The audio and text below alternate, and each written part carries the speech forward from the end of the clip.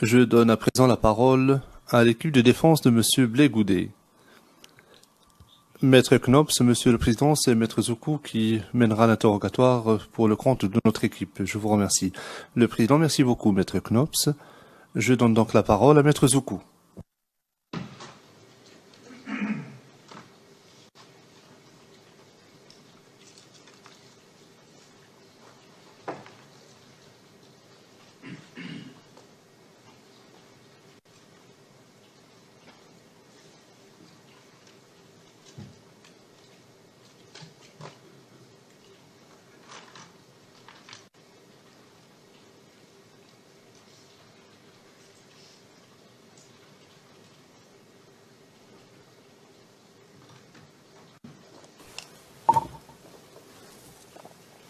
Bonjour, mesdames et messieurs de la Cour.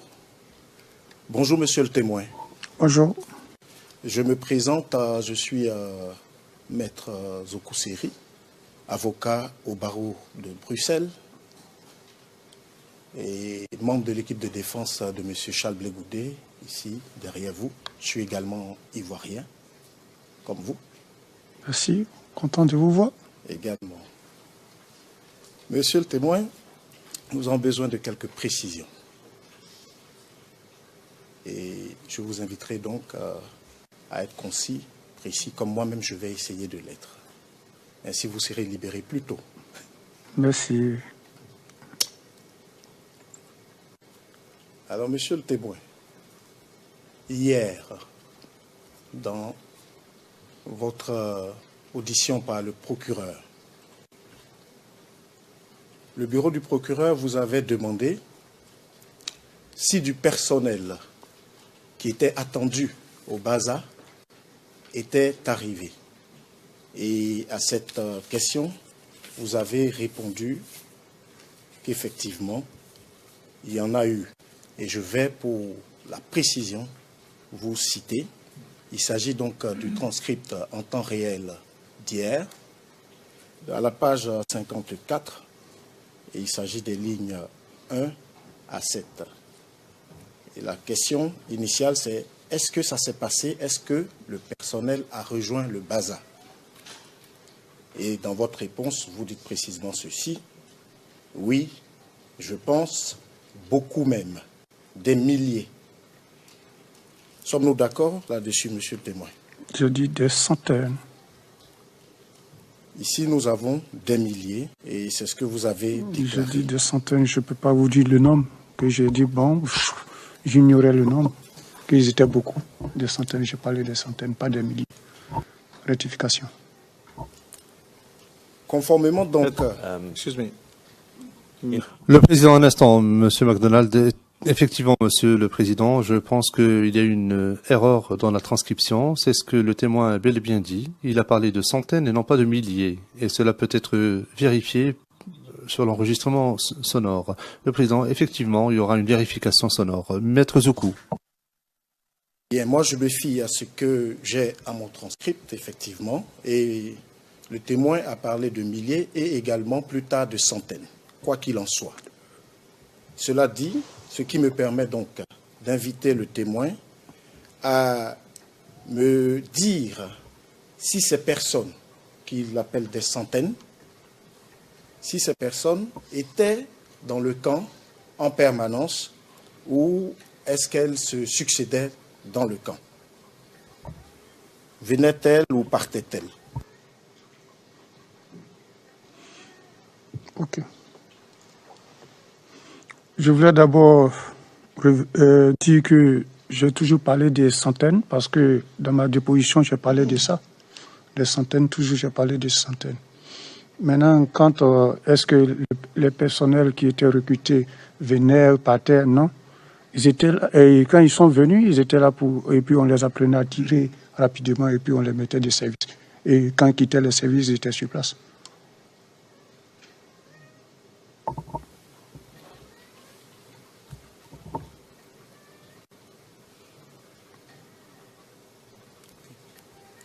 Alors, ces centaines de personnes, admettons le même,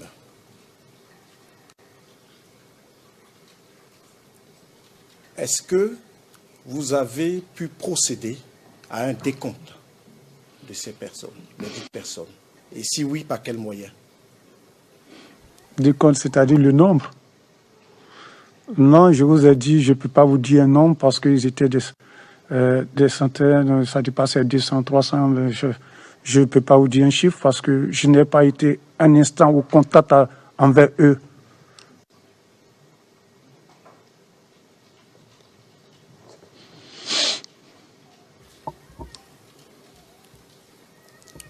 Monsieur le témoin, le bazar en lui-même, combien d'hommes comporte-t-il? Je ne connais pas le nombre, mais nous étions beaucoup parce que moi, je vous ai dit que je suis arrivé en faveur de ma spécialisation après le CA1 en 2006. Sinon, j'étais du 1er bataillon. C'est du 1er bataillon, je suis allé à Daloa pour la mission. Je suis quitté pour venir faire mon stage. Et puis après la démission, au lieu de retourner à Daloa, on m'a envoyé à San Pedro. Donc même, je ne me suis pas assis un instant, même en temps libre, réel, même au bazar comme ça. Donc je ne peux pas savoir le nom, même si j'étais... ce nom même, c'est au chef de connaître. C'est ça. Et les cantonnements du bazar, Ouais. combien de personnes pouvaient-ils accueillir? Cantonnement, c'est-à-dire, soyez précis, soyez concis. L'espace qu'occupe le bazar pour accueillir du personnel, et notamment les militaires comme vous, les docteurs, etc. Au bazar, nous avons deux bâtiments. Et puis, il y avait un en construction, qui était sous forme d'étage. Ils avaient commencé en étage, qui était en construction. Voilà. Sinon, ce qui était fonctionnel, il y avait deux bâtiments. Et le PC plus le foyer qui était jumelé, chose qu'on appelle le magasin d'armes. Il y avait le garage qui était là. Il y avait le réfectoire. Il y avait le garage fermé. Voilà. Il y avait tout ce qui était là.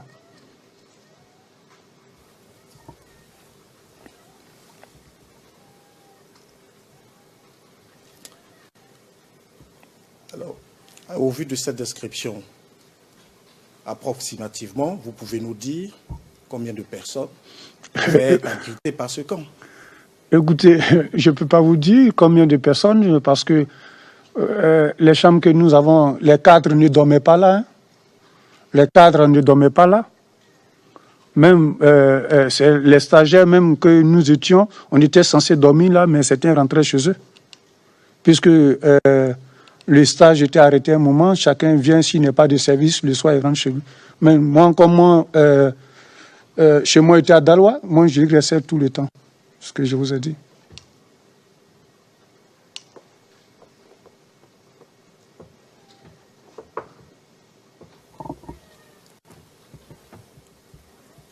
Et à l'inverse, donc, de ces personnes qui rentraient chez elles, le personnel que vous évaluez donc à plusieurs centaines de personnes, eux, comme vous l'avez dit, étaient à demeure.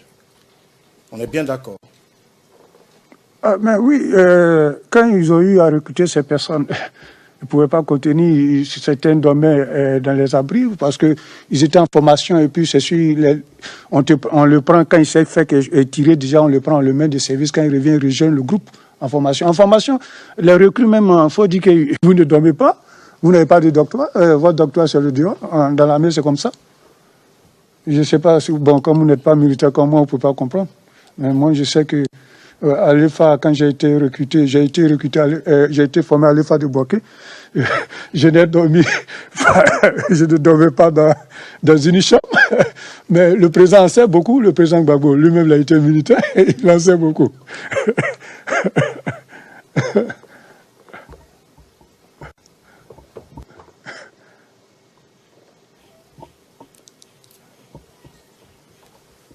Il est vrai que je ne suis pas militaire, mais j'ai l'honneur d'appartenir à une famille où il y a pas mal de corps habillés. Ah, ben d'accord, ok. Donc vous en savez plus.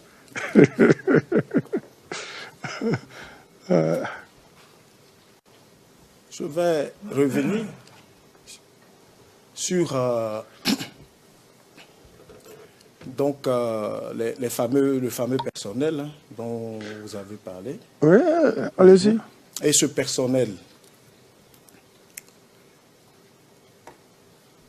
avez-vous pu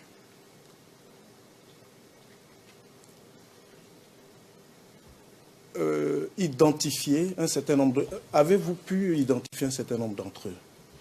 Avez-vous pu, pouvez-vous me dire, par exemple, me citer le nom de l'un ou l'autre? Au moins deux. Vous me demandez une épreuve difficile, que des gens qui sont arrivés, tu n'es pas en contact avec eux, comment tu peux les connaître, tu peux citer un nom. Mais je sais, moi je te le dis, j'ai vécu les faits. Moi je ne peux pas te mentir. Il faudrait que la vérité soit dite. Il faudrait que, où il y a eu des erreurs, chacun le sache qu'il y a eu des erreurs. Moi je te le dis, il y a eu des recrues. Tu es mon frère ivoirien, je sais que peut-être tu n'étais pas là-bas, mais peut-être tu vas prendre n'importe qui, il va te dire qu'il y en a eu. Qu'il soit de l'ouest, qu'il soit du nord, de l'est, du sud, il va te dire qu'il y en a eu. S'il était militaire à ce moment, il va te dire qu'il y en a eu. S'il dit seulement la vérité. Parce qu'il faudrait qu'il soit honnête d'ailleurs.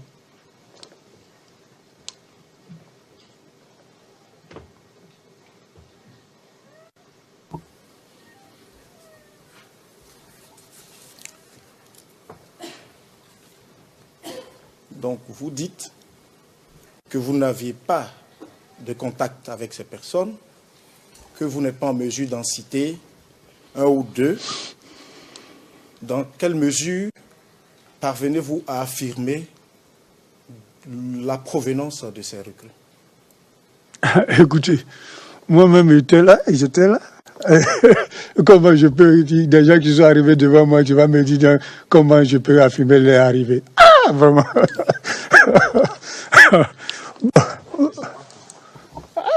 On ne s'est pas compris. Ok. Ces personnes-là Oui. venaient d'où? Comment sont-elles arrivées là?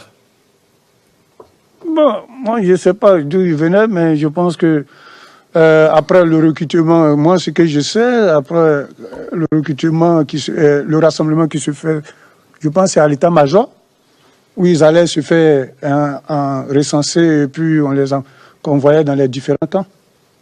C'est à l'état-major, ça se passait.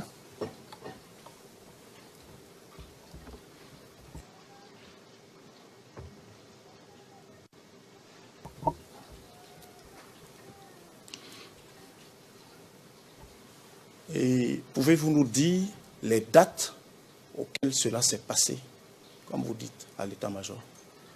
C'est dans le mois de mars. C'est dans le mois de mars, il y a eu ces gens-là sont arrivés, mais je ne peux pas vous dire une date précise. Je sais que c'est dans le mois de mars. Je sais que c'est dans le mois de mars.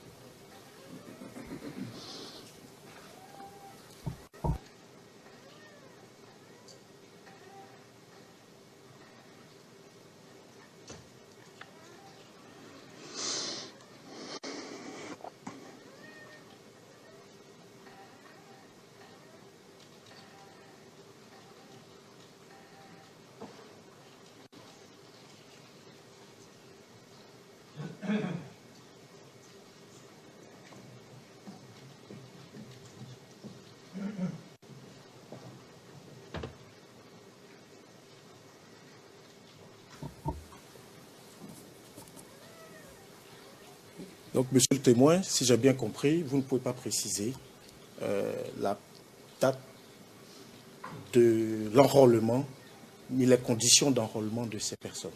On est d'accord? La date, je pense que suite, il y a une déclaration que Blé Goudé a fait, où il a demandé aux jeunes, je sais que c'est suite à ça, les gens sont allés et se fait enrôler pour rentrer dans l'armée. Je pense que tout est passé à la télévision. Lui-même, il est là, il sait qu'il en est conscient.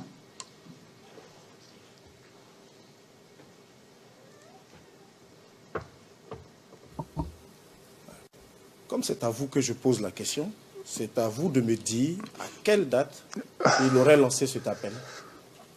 Je vous ai dit vous n'êtes pas obligé de dire oui, que vous le savez. Hein. Je vous ai dit que je ne sais pas. Je reviens encore plusieurs fois, vous revenez encore. Merci.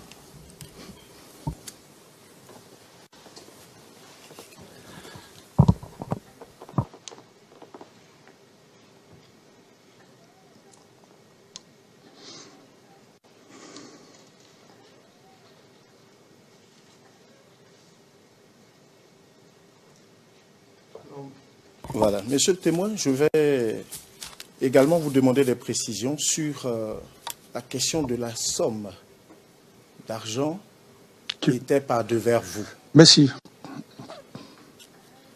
On est bien d'accord que vous avez déclaré que cette somme a été retirée par Orange Money. C'est bien cela? Oui. Pourriez-vous me dire et dire à cette chambre le montant précis J'ai dit que 400. vous avez été envoyé? Bon, j'ai dit 425 000 qui m'a été retiré, que j'avais chez moi. 425 000 que j'avais sur moi. Mais la moto même, je l'ai vendue à 465 000. Donc ma femme avait, je lui ai dit de payer les frais et de prendre quelque chose dedans. Même le casque, actuellement, même le casque, j'ai le casque à la maison, le casque de la moto. La moto a été vendue sans le casque. J'ai le casque à la maison, c'est un casque rouge. Il est encore chez moi à la maison.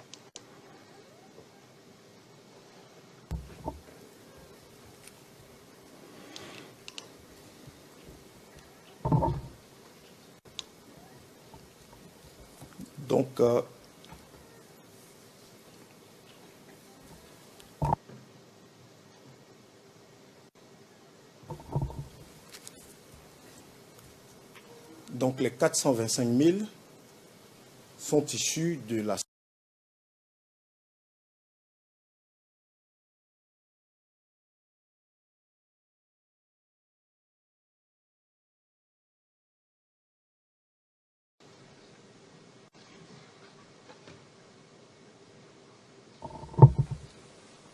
Alors, pour la clarté des choses et pour permettre à la Chambre de comprendre, est-ce que vous voulez m'expliquer et expliquer à cette auguste assemblée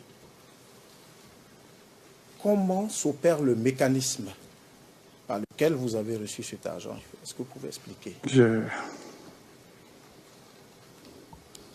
J'ai déjà parlé de ça ici. Je pense que j'étais en communication quand le maçon Marcellin, quand je dis envoie-moi mon agent, je n'avais pas d'autre moyen parce que d'abord, que je précise ici, quand moi-même j'avais un compte, je mettais 50 000 francs chaque fin du mois, puis j'avais atteint la somme de 4 millions.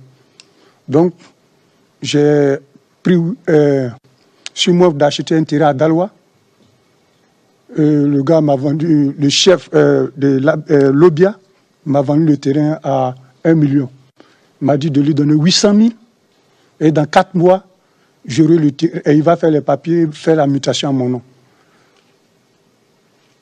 Et là, je lui ai donné les 800 000 et le terrain qui m'a montré les papiers. Le terrain même, je suis allé, c'était en décembre. Je suis arrivé en mars, j'ai vu que les 4 mois, ils étaient arrivés, j'arrive, quelqu'un a déjà construit là-dessus. Je lui demande, est-ce qu'il a pu faire les papiers? Il me dit non, tant ceci, cela. Jusqu'à présent même, l'argent est encore sur lui. Donc je lui ai dit de me restituer cet argent. Il n'a pas pu me restituer. Donc, j'ai mon beau papa qui est à San Pedro. Lui-même l'a construit là-bas, c'est lui qui m'a aidé à avoir un autre terrain à San Pedro. Et que on a commencé j'ai retiré le reste d'argent, j'ai commencé à travailler jusqu'à ce que je vienne en stage. Donc, je devais au maçon. Donc, je me suis dit qu'avec la pression que j'allais mettre sur le chef du village, il allait me donner l'argent, je pouvais rembourser là-bas. Bon, la pression est telle que mon beau a dit, bon, il faut tout faire pour donner l'argent pour mon entité. J'ai décidé de vendre ma moto pour rembourser l'argent. Et que j'étais déjà en stage à ce moment-là, puisque le coup de fil venait de partout. Le gars avait besoin de son argent, ceci, cela. Donc, j'ai décidé de vendre ma moto. Mais je vous précise que le chef du village de l'Obia Daloa ne m'a pas encore donné mon argent. En 2013, j'ai même poursuivi cette affaire. Quand c'est arrivé devant le procureur a dit « c'est trop sensible, je ne peux pas mettre un chef du village en prison ». Mais 800 000 sont encore là-bas.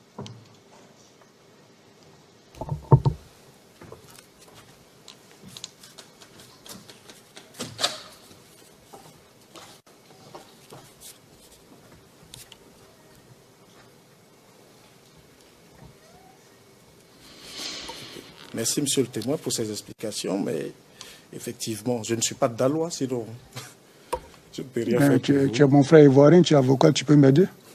Ah oui? Si tu veux que la justice soit faite, pour que nous sommes là, pour que les responsabilités soient inscrites, si tu veux, pourquoi ne pas m'aider? Et puis vous me dites que je ne suis pas de Dalois. C'est quelle vérité vous cherchez alors?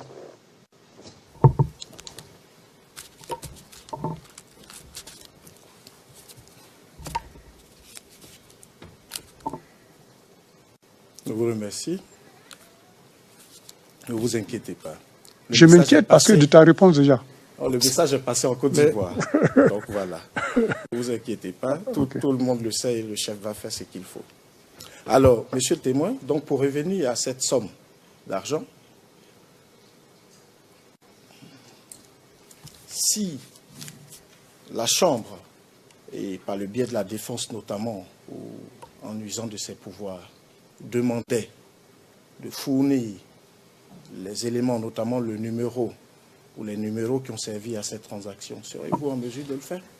Your Honors. Monsieur McDonald, s'il vous plaît.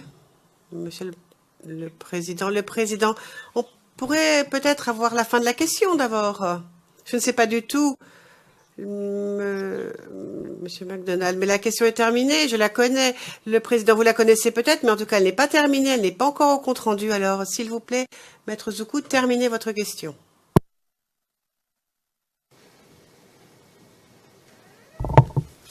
Merci, Monsieur le Président. Je demandais au témoin s'il était invité à fournir les données relatives à cette transaction, notamment les numéros de téléphone qui ont servi au transfert Orange Money. Est-ce qu'il sera en mesure de le faire? Est-ce qu'il s'y engageait? Voilà ma question. Je ne sais pas pourquoi le procureur se lève, peut-être qu'on va le savoir maintenant. Mr. McDonald? Président, Monsieur McDonald. Monsieur McDonald. Mais où est la pertinence, tout d'abord? Et ensuite, j'ajouterai une chose. Évidemment, la crédibilité, c'est important, mais sur des points marginaux, ça devient totalement non pertinent. Ce qui nous intéresse, ce sont les faits essentiels. Il ne sert à rien de donner ce type d'informations, et de toute façon, si la Chambre autorisait tout cela, je pense que les informations données devraient être données à huis clos partiel. Parce que on n'est pas en train de parler d'un casier judiciaire ou quoi que ce soit. Ça n'a vraiment pas grand-chose à voir avec les questions qui nous intéressent. Le Président, je suis d'accord, cela n'a aucune pertinence par rapport à l'affaire. Donc je n'autorise pas la question. Poursuivez. Monsieur le Président, je vous comprends, mais je suis en mesure d'expliquer la pertinence et je vais terminer là-dessus sur un point qui est important. Donc si le témoin peut se retirer 1 minute, je vais vous expliquer. C'est très important. No, it's rule. Le Président, non mais la décision est prise, c'est trop tard, c'est fait. Poursuivez votre interrogatoire. Président, une correction. Je peux expliquer devant le témoin si vous le voulez, comme ça. Monsieur le Président, juste une correction sur le transcript avant que M. Zoukou ne commence, si vous permettez. Yes, please. Juste une correction. Allez-y. Transcript en français et en anglais. Et à la page 60 du transcript français, en ce qui concerne donc la réponse donnée par le témoin, page 60, ligne 12, il dit, bon, j'ai dit 425 000 qui m'avaient. Et à la ligne donc 13, il dit, mais la moto même, je l'ai vendue à 465 000. Donc 465 000 donc. Dans le transcript anglais plutôt, de ce jour, toujours, page 56, ligne 10, à 11, il est écrit plutôt 400 and something. Donc, si je comprends bien, ça veut dire 400 et quelque chose.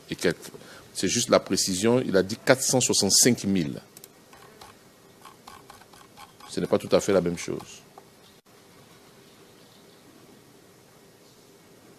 400 and something. Mais en français, c'est plus précis, c'est 465 000.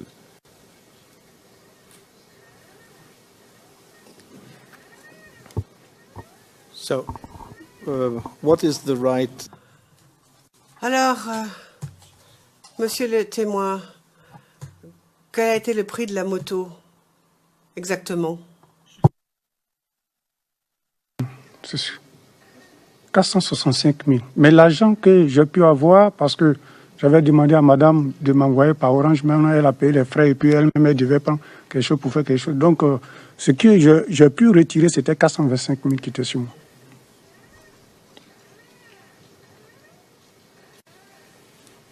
And when did this happen? Et c'était quand? Pouvez-vous nous dire quand c'était? À quel moment?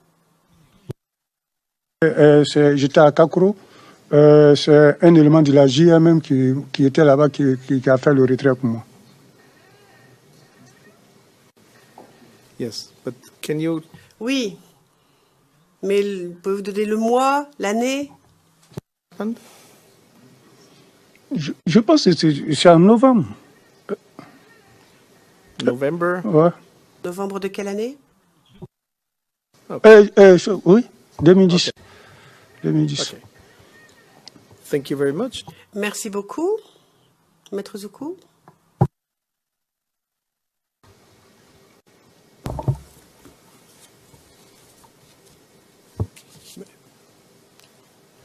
Monsieur le Président, j'ai bien compris votre décision. Donc, je ne vais pas m'étendre plus longtemps, mais je vais conclure là-dessus à la suite de ce que vous venez de dire, parce que là, j'ai besoin d'une précision. Je ne sais pas si c'est moi qui ai mal compris votre question. Le témoin viendrait-il de dire, disons la réponse, que c'est en novembre que cet argent, il a disposé de cet argent? D'accord. Well, my question was, when did you sell it? Ma question était à quel moment avez-vous vendu la moto? Je n'ai pas demandé quand est-ce qu'il a reçu l'argent. La question était quand avez-vous vendu la moto? Et la réponse était cela. Est-ce que vous avez reçu l'argent tout de suite après la vente de la moto? Ou est-ce que vous avez attendu? Je suis avant la moto et je n'ai pas duré, j'ai eu l'argent. J'étais à Kakro. Okay. Très bien.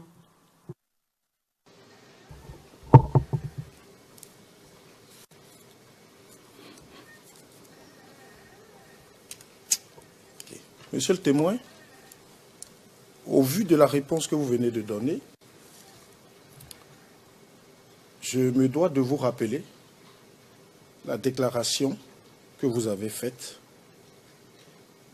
à propos de cette somme d'argent et du moment dont vous en avez disposé. Et je me réfère à cet effet à la page 6 de votre déclaration et notamment au paragraphe 25. Je cite.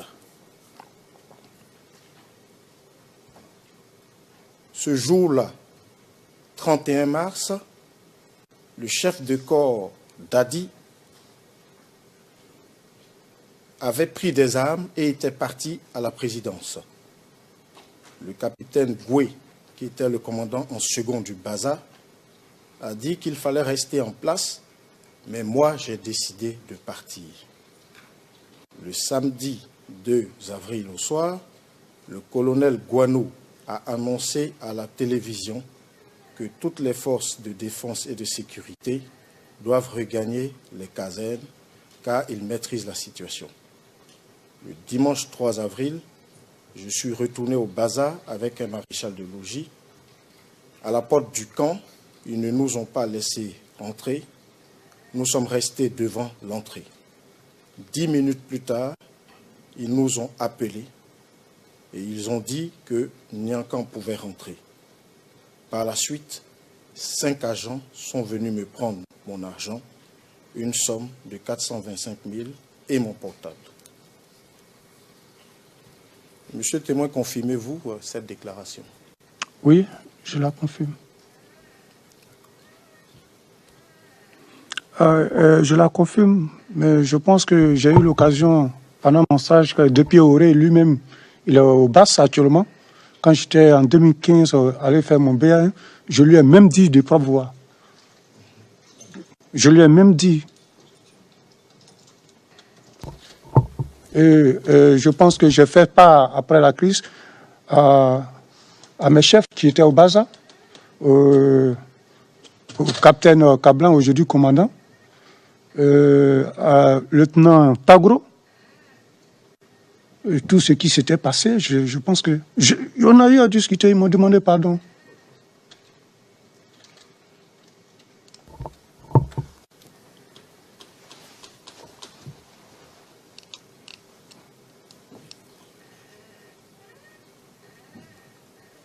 Alors, monsieur le témoin, soutiendriez-vous devant cette chambre et devant nous tous ici qu'une somme reçue au mois de novembre est restée intacte sur vous jusqu'au 31 mars? Je vous le dis et je vous le confirme. Moi, je suis un gars, je ne sortais pas. À Kakro, où on m'a amené là, de la manière où on m'a amené, c'est comme ça, ils sont allés me chercher. Vous pouvez vous renseigner. Au Baza, quand j'étais là-bas, je ne sortais pas, je ne partais pas en ville.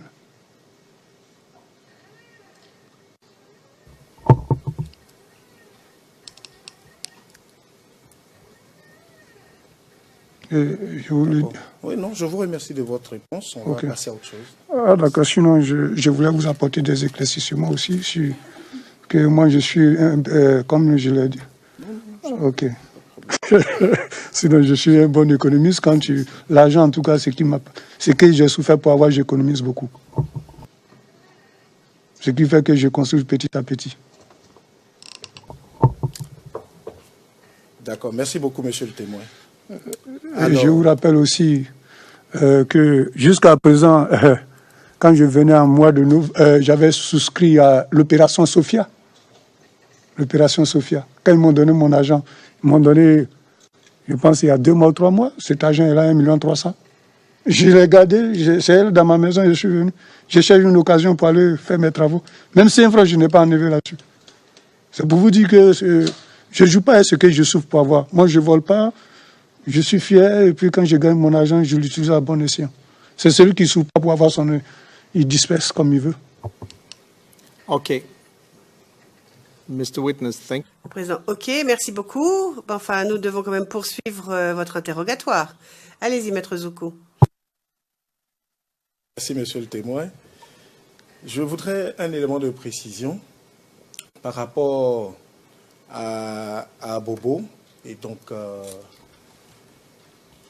à cette mission au cours de laquelle vous avez rapporté ici qu'il y aurait eu un tir, donc votre dernière mission. C'est juste un élément de précision. Oui, allez-y. Voilà. Et il vous avait été demandé si vous aviez souvenance du nom du commandant des opérations ce jour-là. Et manifestement, vous ne vous en souvenez pas. Est-ce que vous retrouvez un souvenir à cet égard aujourd'hui? Jusqu'à présent, je pense que les gens m'ont demandé, j'ai dit je ne m'en souviens pas. Mais j'ai dit c'est très facile de remonter les informations. Je viens d'abord. Il est très facile de... Péga, et puis ces jours-là, ils savent qui les a donnés les autres. Même s'ils sont là où vous les demandez, ils vont vous dire. Parce qu'eux-mêmes ont été appelés dedans. Oh.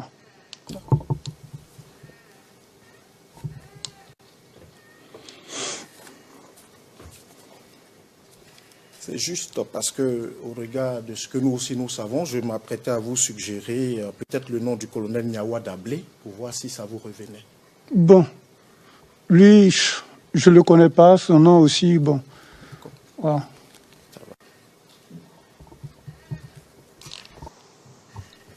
Colonel what? Le colonel quoi? Pourriez-vous, s'il vous plaît, nous donner son orthographe, les plaies? N-A-W-A, et puis plus loin, Dablé, D-A-B-L-E.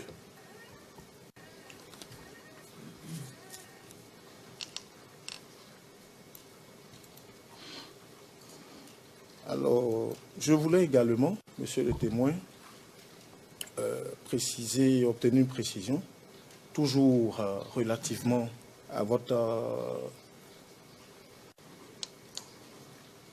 entretien avec le procureur. Lorsque vous étiez en train de chercher un repère, notamment une église, vous aviez commencé par énoncer un premier nom, et puis le président Laurent Gbagbo vous a fait une suggestion et vous aviez dit donc Saint-François Xavier. Je voulais savoir si c'était le nom que vous aviez en tête vous-même. Je sais que c'est ça, mais je ne me rappelais plus du nom, mais je sais que c'est Saint-François Xavier qui est là. Voilà. Saint-François Xavier. Oui, parce qu'il y a la pharmacie même qui est là, qui s'appelle Saint-François Xavier aussi. Pharmacie Saint-François, il y a l'église même qui est à côté. Le lycée n'est pas loin de là, le lycée municipal. Voilà. Tout ça. SOS aussi est dans le même secteur. Donc, pour les besoins de l'enregistrement, le témoin précise qu'il avait effectivement en tête lui-même ce nom avant la suggestion qui a été faite.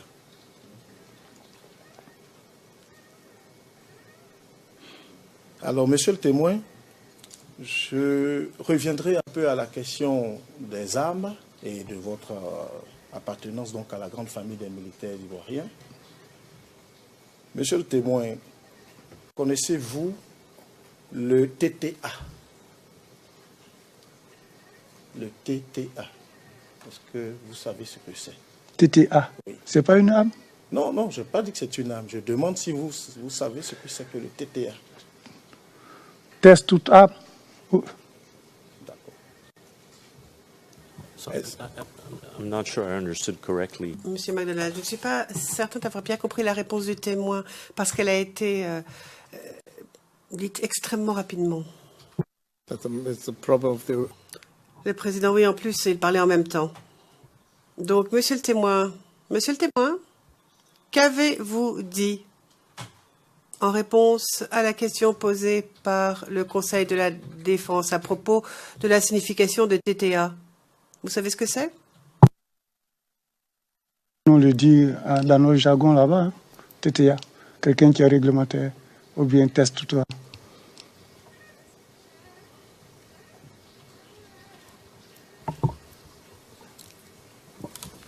Can you explain? Le président, pouvez expliquer ce jargon parce qu'on ne comprend pas ce que vous voulez dire. Monsieur McDonald, je crois que sur la transcription en français, c'est clair. Le président, mais j'aimerais bien que ce soit clair en anglais aussi. Merci. Expliquez, s'il vous plaît.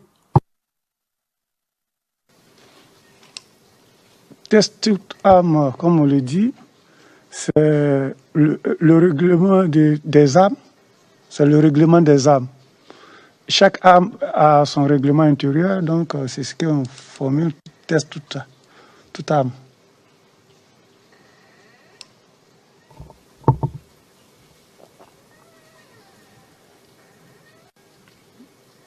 Donc, monsieur le témoin, dans le texte toute arme, il comporte donc le règlement, effectivement, et je vous le confirme également.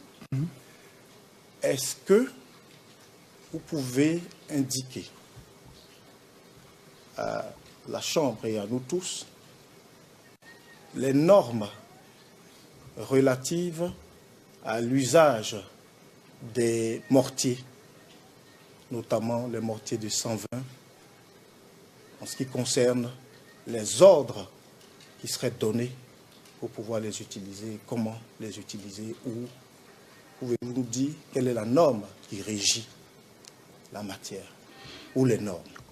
Le test toute arme, moi-même, on me parle de ça, on parle de ça, mais moi, je n'ai pas encore eu. Je n'ai pas encore vu parce que pour l'artillerie, le capitaine Ngoué, en instruction, nous parlait de ça comme ça, test toute arme, mais moi-même, je ne l'ai pas touché, je ne l'ai pas vu, on ne nous a pas donné en stage, mais nous en parlait comme ça. Donc, je ne peux pas vous en dire, mais C'est eux qui ont ça, les officiers, les instructeurs qui viennent, ils vous en parlent. Globalement, comment ça se passe? Ce qui est dit dans le livre, globalement, c'est une idée approximative.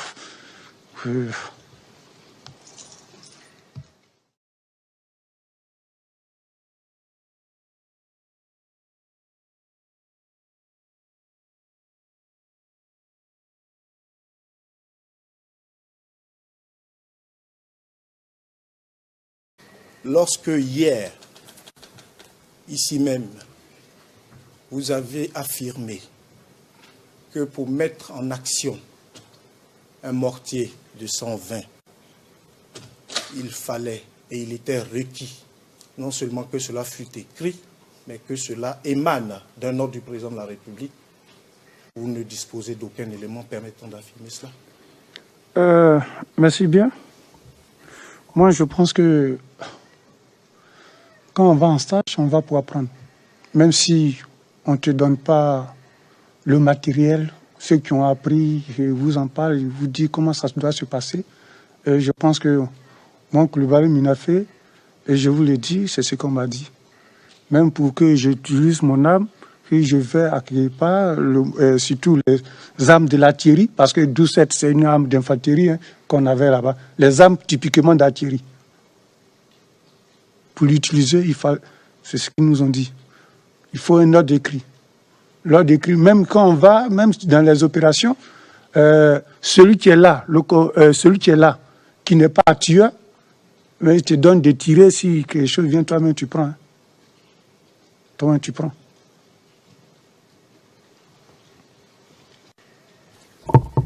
Parce que nos armes, l'utilisation particulière, les choses qu'on appelle, c'est des armes de destruction massive. Destruction massive. Mais si tu as fait des erreurs sur les calculs, sur le graphiquage, en tout cas, bon, vraiment, c'est un peu.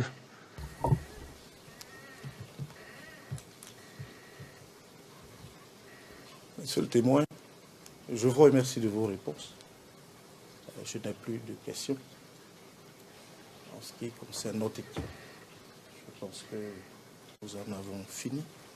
Je parle sous le contrôle du Prosectops. Je vous remercie d'être venu et d'avoir donné votre part de vérité. Je vous souhaite un très bon retour dans cette belle patrie qui est la nôtre. Merci. Content de vous raconter, M. Zoku. J'espère que la vérité éclatera et que la justice, nous les Ivoiriens, qu'on se retrouve et qu'on se parle bien. Je pense que le président Gbagbo soit retenu ici, ce n'est pas une chose. Moi-même, je souhaite qu'il retourne et que la paix soit faite. Voilà. En tout cas, moi, c'est mon souhait, Adam. Mais il faudrait qu'on apprenne à vivre dans le calme, dans la tranquillité.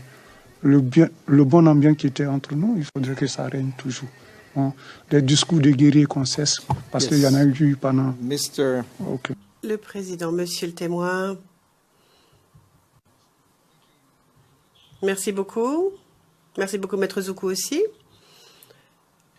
Monsieur le témoin, j'ai quelques questions à vous poser avant de demander aux représentants du bureau du procureur. Regardez-moi, s'il vous plaît.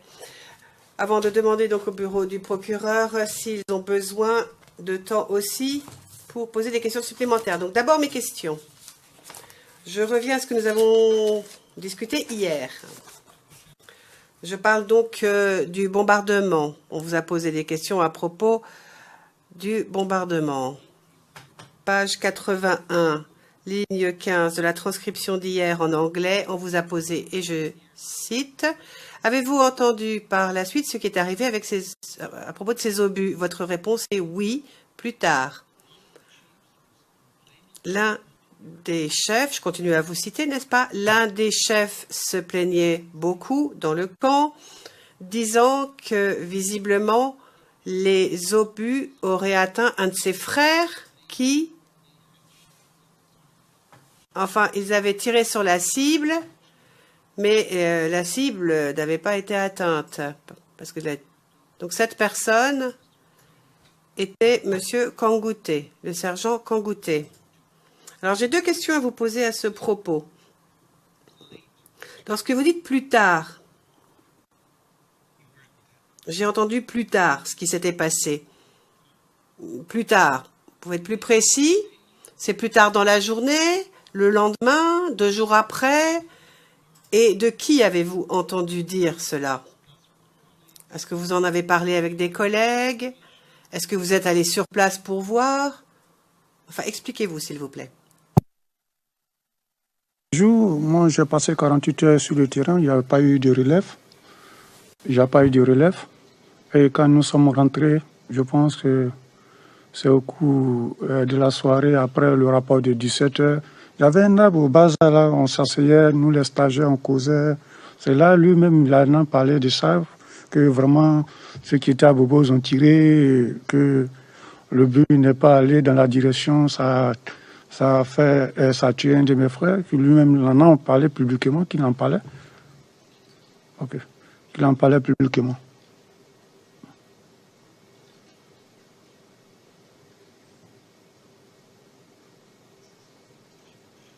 Yes, but the question is... Oui. Mais j'aimerais savoir si vous avez essayé de savoir ce qui s'était passé, ou si vous avez parlé à des collègues, parce que c'est quand même pas quelque chose qui arrive tous les jours. Qu'on utilise un mortier de 120, ça ne se fait pas tous les jours, n'est-ce pas? Est-ce qu'on en a parlé? Est-ce que vous en avez parlé entre vous? Est-ce que vous êtes allé voir sur place pour voir ce qui s'était passé, là où l'obus est tombé? L'obus est tombé. Personne ne s'est rendu là où ils ont tiré. Ce jour, j'ai passé 48 heures là-bas. Personne ne s'est rendu là où ils ont tiré, là où l'obus est tombé. Personne ne s'est rendu là-bas. Moi, c'est plus, comme je vous l'ai dit, c'est plus tard. Moi, c'est le genre de trucs que j'évitais d'en parler parce que moi-même, j'étais soupçonné, comme je vous ai dit. Trop rentrer dans les affaires, il ne faut pas faire que on te dit non, tu es ceci, cela, il faut rester calme dans ton coin. C'est tout ce que moi, je faisais. When you say that the shots did not... Vous dites que les tirs ne sont pas allés en direction de la cible. Mais la cible, c'était quoi? Parce que j'ai été tout clair dans ma déposition. Tout est dedans. J'ai été clair. La cible, on en a parlé plutôt dans ma déposition. Il y avait la gendarmerie, puis le rond-point sans manquer, je pense. On en a parlé plus tôt.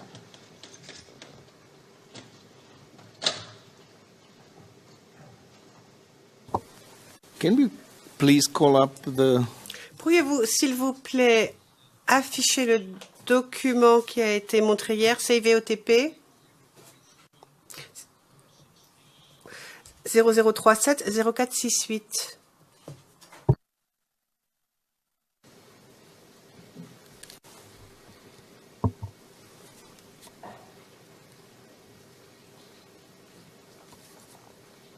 It's Google Earth of...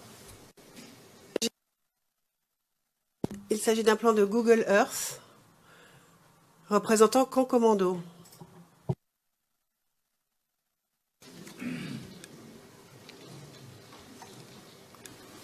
Can you see them? Can you see the picture? Voyez-vous l'image? Yesterday, you said... Alors, hier, vous avez dit 20 mm utilisé.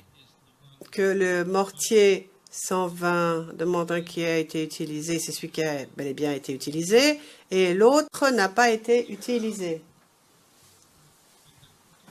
Alors, c'est celui qui est utilisé. J'aimerais savoir vers quelle direction était pointé le canon pour le mortier utilisé. Que le mortier indique, le point que vous avez mis, ça indique derrière le bâtiment. Ça regardait derrière le bâtiment qui était tout juste à côté. C'est-à-dire, chose qu'on appelle... Ouais. Je pense que... Le président, enfin... la direction qui indique là, c'est comme ça, le moteur derrière comme ça.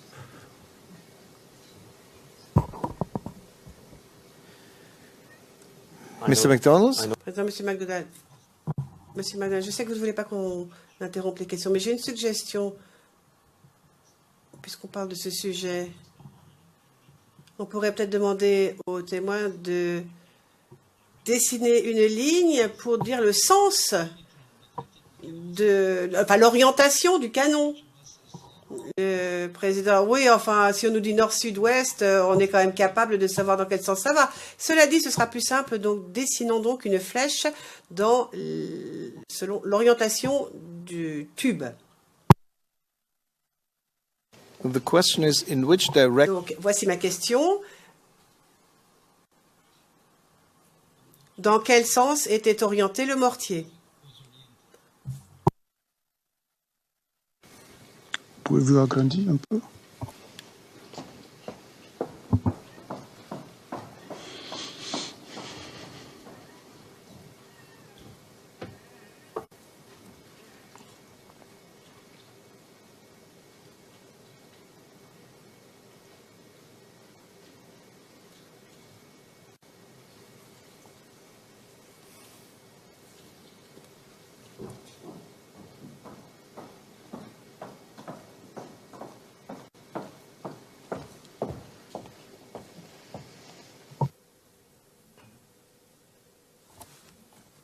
Mettre position c'était à quelque part là. Bon, je ne suis pas bon dessinateur approximatif comme ça. But I can't see that. Président, je ne vois pas grand-chose. Big. Faire une grande flèche donnant l'orientation du canon.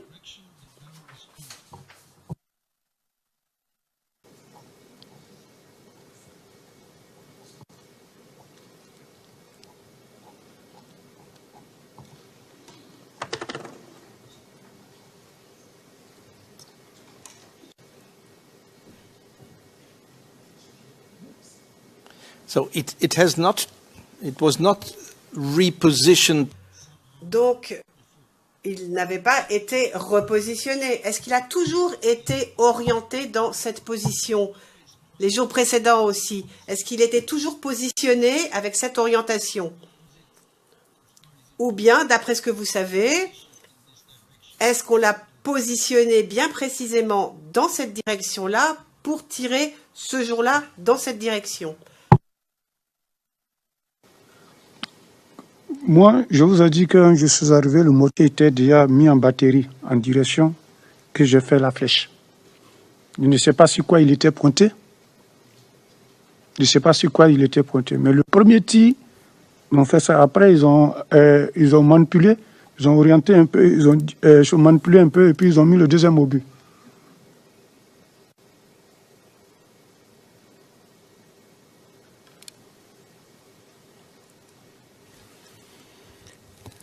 OK.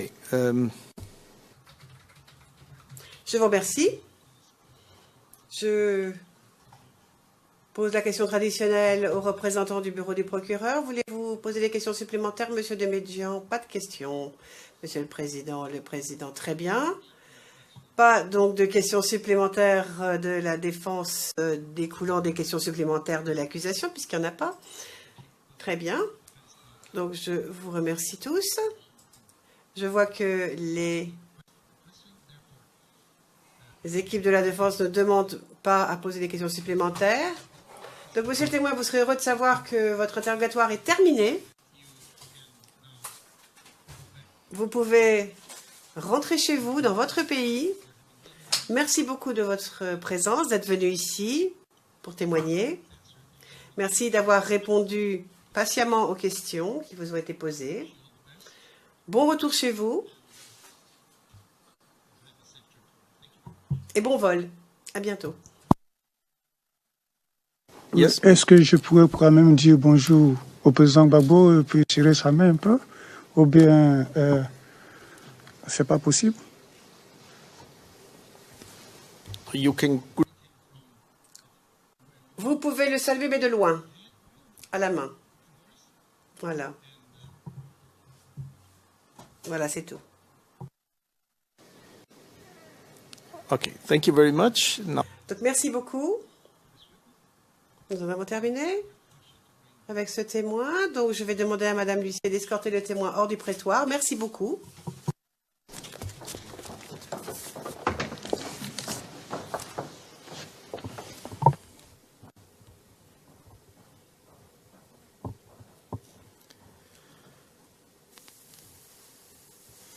Mr. McDonald? Monsieur McDonald, une petite question administrative. En ce qui concerne le dernier document, l'accusation voudrait qu'il soit ajouté sur sa liste de pièces pour le témoin prochain, le président lequel, Monsieur McDonald, celui qui vient d'être annoté par le témoin. Le président, pas de problème, Monsieur McDonald, parce que ça va être extrêmement utile lors de notre interrogatoire du témoin prochain. Le président, n'hésitez pas, de toute façon, c'est nos dossiers et ça peut être utilisé à tout moment, Monsieur McDonald. Mais le plus rapidement possible, il nous faudrait un exemplaire dans e-court afin que nous puissions avoir accès à ce document avant le témoignage du prochain. Le président, très bien. Donc maintenant, nous allons aller déjeuner et nous reprendrons à 14h30 témoin P411.